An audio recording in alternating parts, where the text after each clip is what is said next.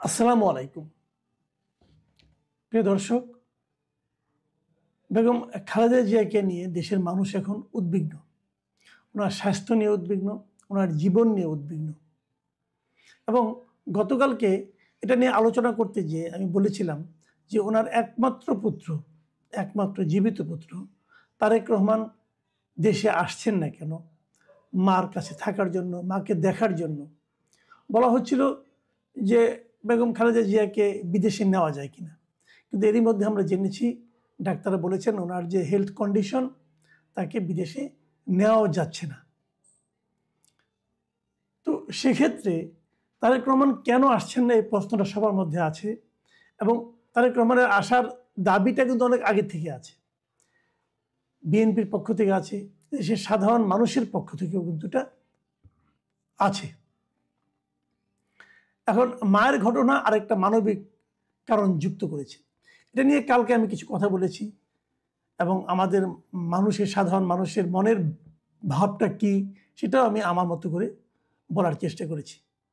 কিন্তু যে কথাটা কালকে আমি বলিনি সেটা হলো, এই তার আসতে না পারা, এর পেছনে কি ডিপ স্টেটের কোনো ভূমিকা আছে? এখন ডিপ স্টেট জিনিসটা কি, এটা নিয়ে আলোচনা কিন্তু হতেই পারে। সে আলোচনায় আমি আসছি। তার আগে আমি একটু বর্তমানের বাস্তবতাটা বলে নিই। তারেক রহমানের যে পার্টি আছে বিএনপি, সেই বিএনপির নেতৃবৃন্দের কাছে সাংবাদিকরা প্রশ্ন করেছেন যে উনি কেন আসছেন না। মির্জা ফখরুল ইসলাম আলমগীর, যিনি বিএনপির মহাসচিব, তাকে যখন প্রশ্ন করা হয় তিনি কেবল বলেছিলেন যে তারেক রহমানের ফেসবুক স্ট্যাটাসে সব ব্যাখ্যা আছে, এই বিষয়ে আর কিছু বলার নেই। এখন ফেসবুক স্ট্যাটাস উনি কী বলেছেন আমি আবারও কালকে পড়েছি, আরেকবার নতুন করে বলি।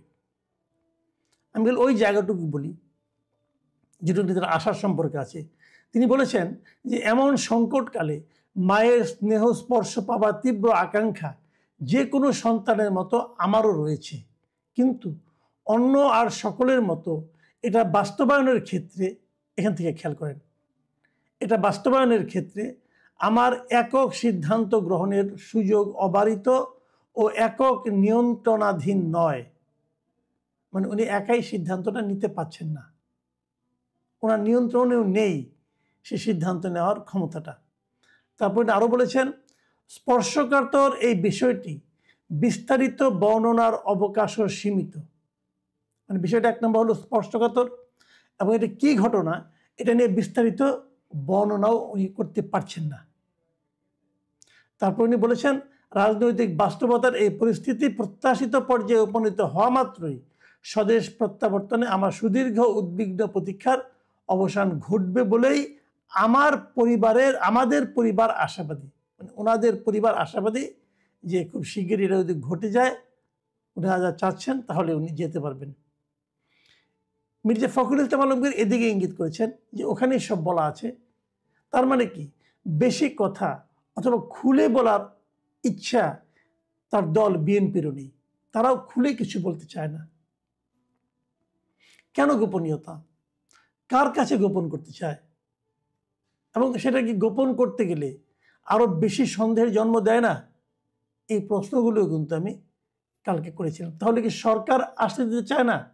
সরকার কি বলছে? সরকার গতকালকেই বলেছে, সরকারের এই স্ট্যাটাস নিয়ে তারেক রহমানের স্ট্যাটাস প্রকাশিত হওয়ার কিছুক্ষণের মধ্যেই, অল্প কিছুক্ষণ পরে সরকারের প্রেস সেক্রেটারি তিনি বলেছেন যে তারেক রহমানের ফেরার ব্যাপারে সরকারের তরফ থেকে কোনো ধরনের বাধা নিষেধ বা কোনো ধরনের আপত্তি নাই। সরকার স্পষ্ট করেছে নাই। আমি আগেও বলেছিলাম আপনাদেরকে যে গত 15ই জুন যখন প্রধান উপদেষ্টার সঙ্গে তারেক রহমানের বৈঠকটা হয়, তখনই আমাদের স্বরাষ্ট্র বিষয়ক উপদেষ্টা জাহাঙ্গীর আলম চৌধুরী বলেছিলেন যে তারেক রহমানের দেশে ফেরার ব্যাপারে তাদের কোনো ধরনের বিধি নিষেধ বা আপত্তি নেই।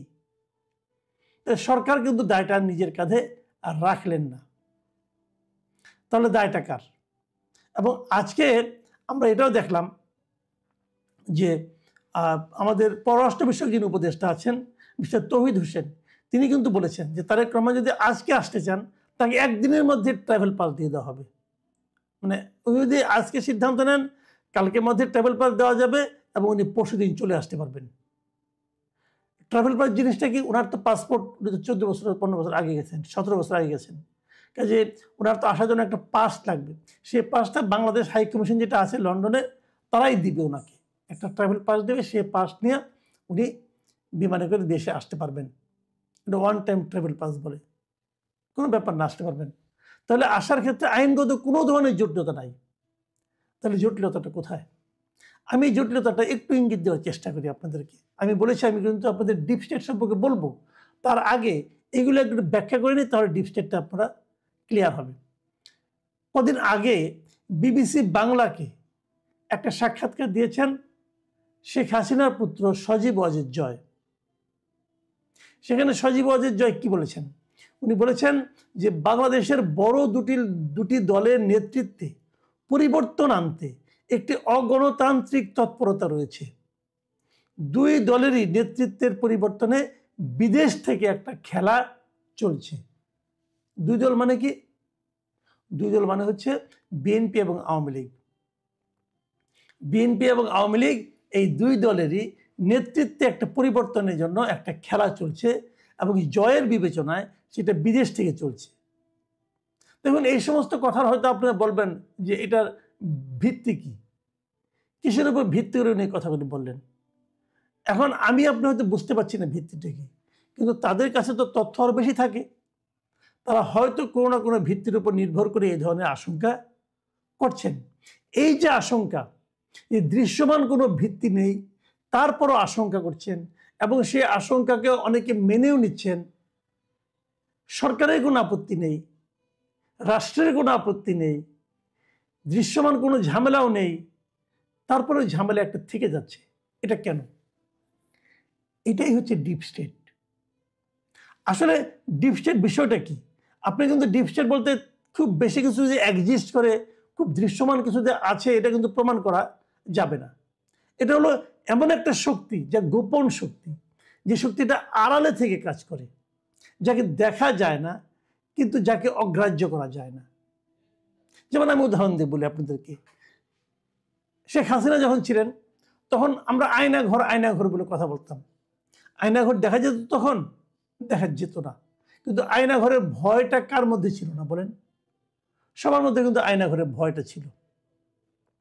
গুম হতো, পুলিশকে জিজ্ঞাসা করতেন, না আমরা তো নেইনি। র্যাবকে জিজ্ঞাসা করবেন, না তারাও নেয়নি। তাহলে কে নিল? কেউ নেয়নি, কেউ স্বীকার করছে না, কিন্তু লোকটা নেই। এটা কে? কোথায় গেল? এই যে যাওয়াটা, কোন ব্যক্তির তাকে ধরে নিয়ে গেলো সেটা ইম্পর্টেন্ট না, কিন্তু নিয়ে কোথায় রাখলো সেটাও ইম্পর্টেন্ট না, কিন্তু এই যে টোটাল প্রক্রিয়াটা, একজন লোক হঠাৎ করে হাওয়া হয়ে যাচ্ছে, এটাই হচ্ছে ডিপ স্টেটের কাজ। ডিপ স্টেট এই কাজগুলি করে, যে কাজগুলো কোনো জবাবদিহিতা নাই, যে কাজগুলো দৃশ্যমান নয়, অথবা কারা করছে সেটা দৃশ্যমান নয়, অথবা যে করছে সে দৃশ্যমান হলেও সে কেন করছে সেটা দৃশ্যমান নয়, অথবা তাকে কেন করতে হচ্ছে সেটাও দেখা যাচ্ছে না। অনেক সময় একজনকে বলা হলো তুমি আমাকে ধরে নিয়ে আসো, সে হয়তো আইন শৃঙ্খলা রক্ষাকারী বাহিনীর লোক, সে যে ধরে আনলো, কিন্তু সে জানে না সে কেন ধরে আনলো, সে জানে না এটা ধরে আনার মাধ্যমে সে কার পারপাস সার্ভ করলো, কিন্তু সেটা করলো। সে হয়তো বলো আমাকে অমুক আদেশ করেছে, আপনি তার কাছে যাবেন, সে বলো ভাই আমিও যাই না, আমাকে অমুকে আদেশ করেছে। আপনি শেষ পর্যন্ত যে আর কাউকে খুঁজে পাবেন না। এটা ডিপ স্টেট। আমি কতগুলো ঘটনা বলি আপনাদেরকে।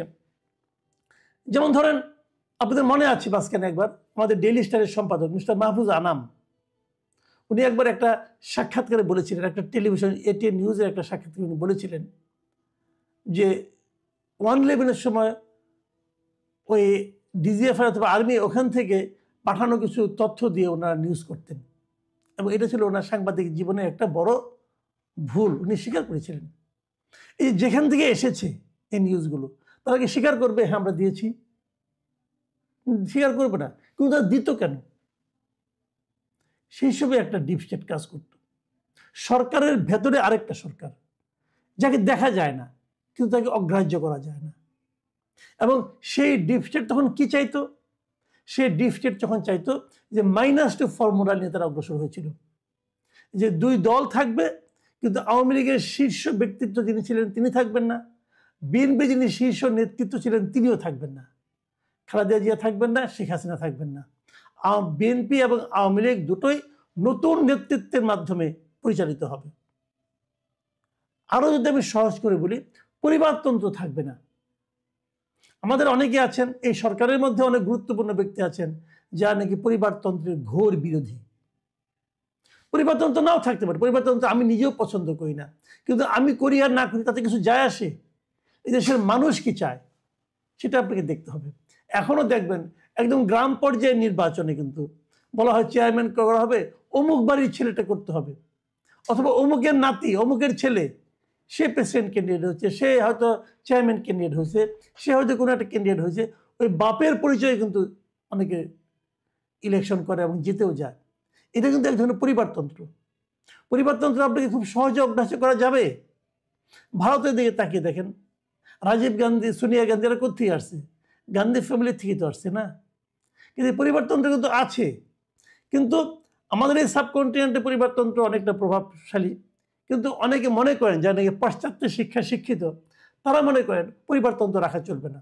সেই জন্যই তখন -2 করা হয়েছিল, এবং -2 কারণে ওটা কিন্তু ডিপ স্টেটের একটা প্ল্যান ছিল, সেই প্ল্যানটা ফেল করেছিল। কেন ফেল করেছিল?